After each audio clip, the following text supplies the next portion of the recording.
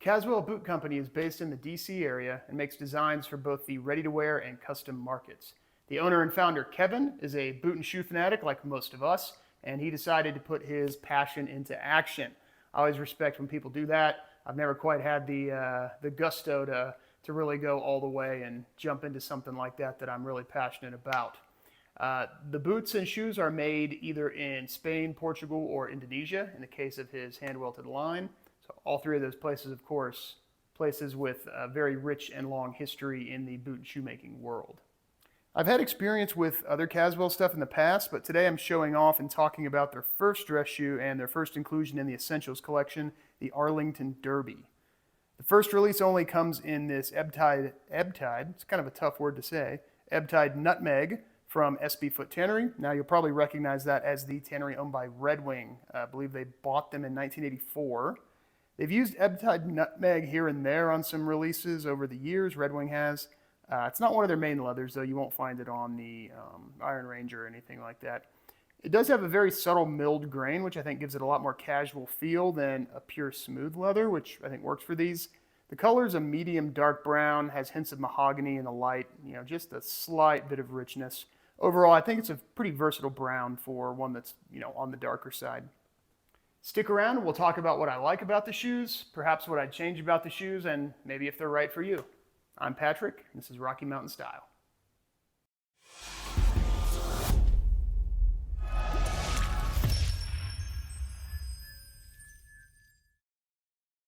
Real quick before we get started, I need to mention that Kevin sent me these pair of shoes for free for a review. I did send him back a pair of used boots that I bought from him, I don't know, maybe a year ago or so. I was trying to dial in the size, bought one size, had to send him back, bought another one. And unfortunately, that particular last just didn't work for my foot. So I offered to send them back to Kevin so he could use them as a try-on pair or an example or something like that. And he offered to send these to me, out of the goodness of his heart. So I appreciate that. I'm happy to be able to try them. If you want to check them out, I will leave a link in the description right to this particular pair of shoes. And depending on what browser you're using, and if you've used Caswell before, you'll see a pop-up. If you want to sign up for the newsletter, you can get $30 off your first pair. So if you're interested, that's something as well. And I've also done an unboxing of these when I first got them, 2 weeks ago. I did a full unboxing. So I will tack that on the end. I'll put the timestamp here. So if you're interested in the unboxing, just go ahead and skip forward.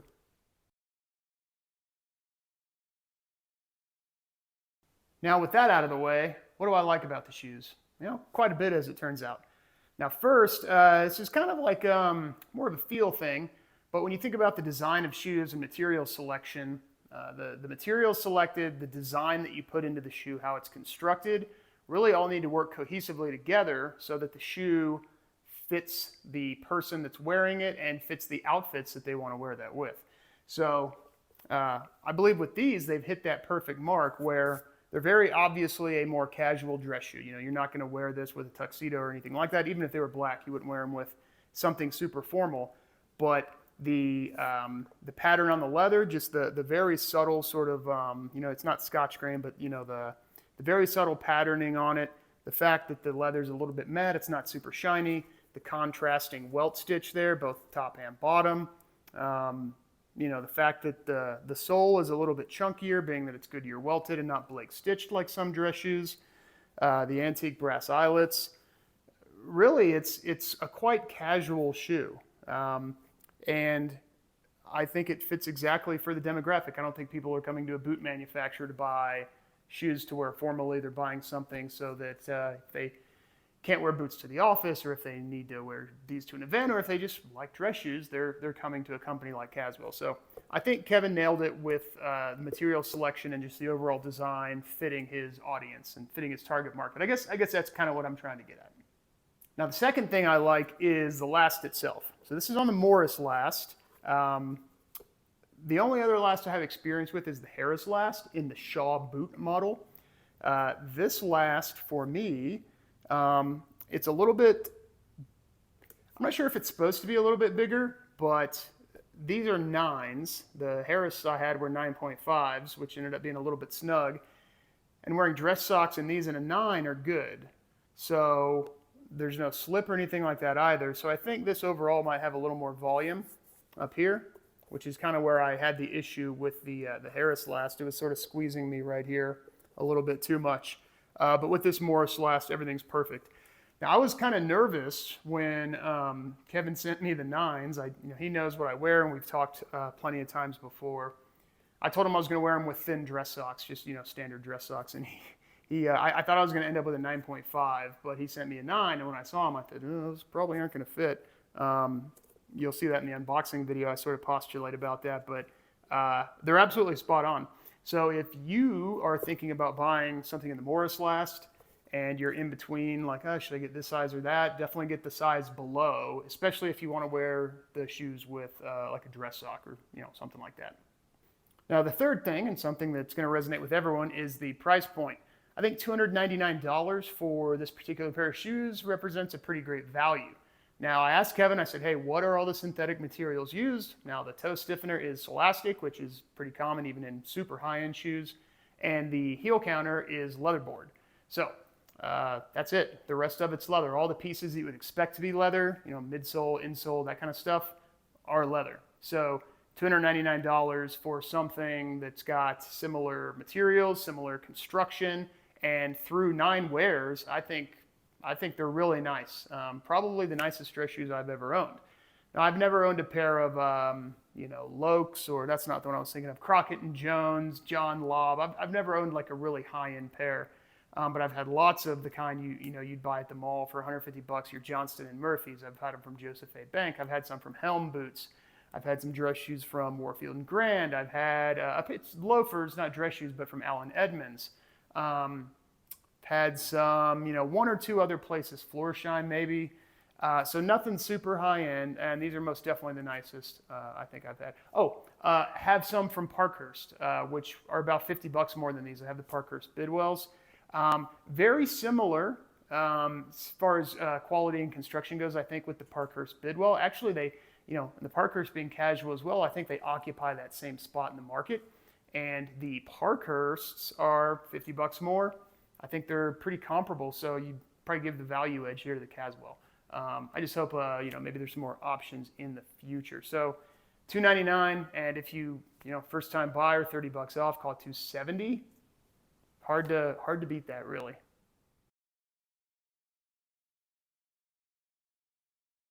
Okay, so now that you know what I like about the shoe, what would I change? This will be super nitpicky, and it's something that you can obviously do on your own quite easily. I don't love the laces. They match. They look fine. Typical brown flat waxed cotton lace. And the shoe is casual, like I said before, so I don't think it was a bad choice. There's just something about them that I just don't love.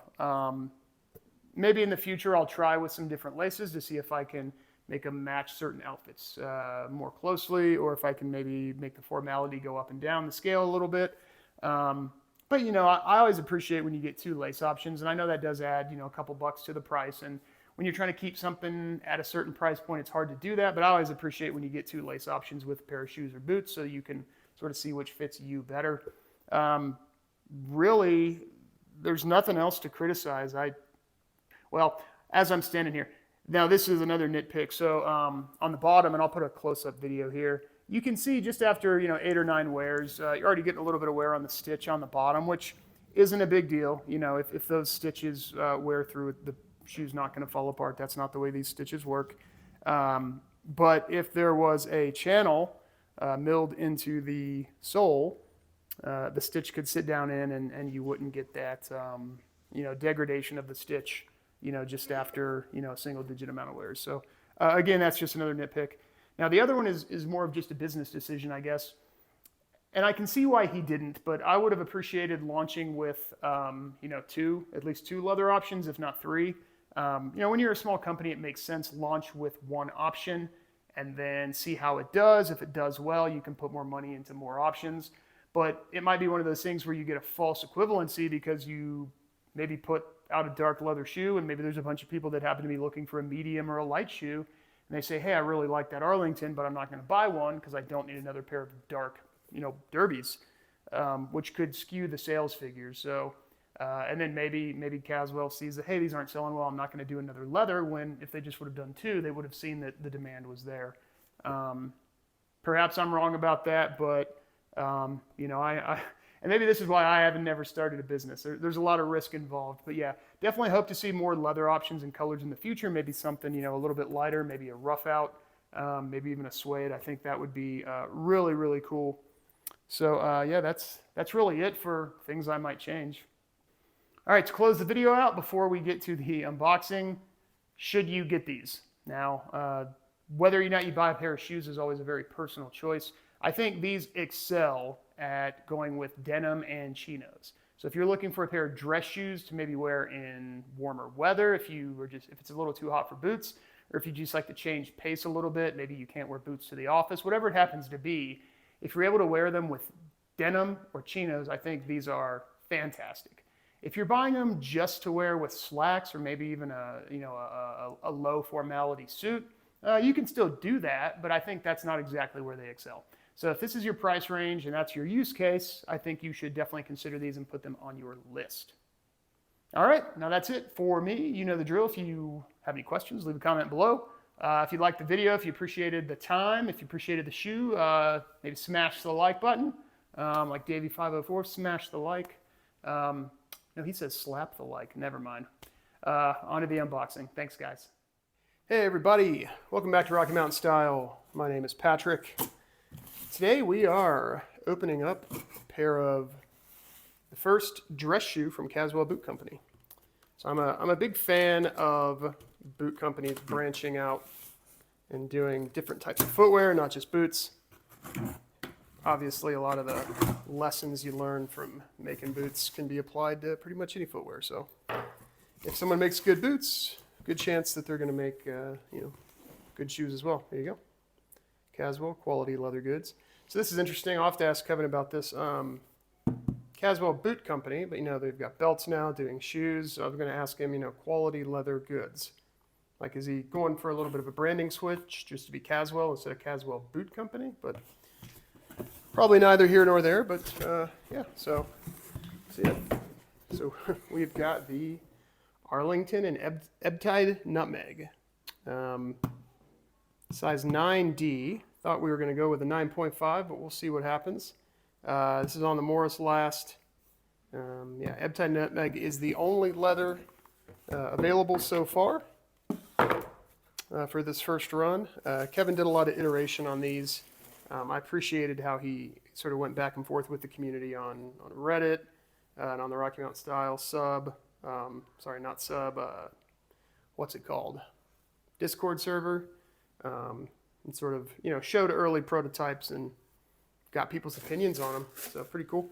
Individual shoe bags, which I like. That way, they're going to arrive. Ooh. All right. Yep. Those turned out fantastically. They have, the leather, it's got a little bit of the sort of pebbling, graining type stuff to add a little texture, which I think is cool. It takes a dress shoe and makes it a little bit more casual to have a pattern like that in it. The back is nice. I like the double stitching there. That's nice. Yeah, I think the welt, the way the welt's done, being kind of like a storm welt, I think that was a good decision there, along with the contrast stitching. Let's look at the heel stack close up here. We've got a couple layers of leather there between the rubber outsole and then the midsole and then the welt there. You can see the multiple layers. Welt, midsole, outsole, and then heel stack. Very cool. Look at the stitching all the way around.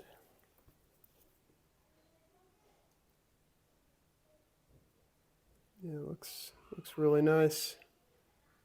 There's the join. That's quite good. It's always hit and miss with Goodyear welted shoes where the join is and what it's going to look like. But yeah, that's really nice. It's well done. Okay, let's look at the bottom. All right. Stitching looks really nice on the bottom. It's got that day and night style studded rubber outsole that you see on lots of stuff now. It's a really versatile outsole. I've got it on several different types of boots from different brands. Yeah, including an actual day and night version. You know, then Thursday, Grant Stone, Caswell now, maybe one other. But yeah, looking inside. Oh yes, this is fully leather lined. Of course, you've got some rough out here on the back to help with heel slip. And then look at the laces. They're sort of a standard flat waxed cotton, 5 eyelets, sort of like an antique brass type of a deal. I think 5 eyelets is a good amount. I'll have to wait till I get them on to see what it sort of looks like when they're tied from above. But I think that's it's not too few and it's not too many. I think you probably see a lot of dress shoes with 4 eyelets. My guess is 5 is probably the most you'll see. All right, let's open it up a little bit, see what we can see on the inside a little more.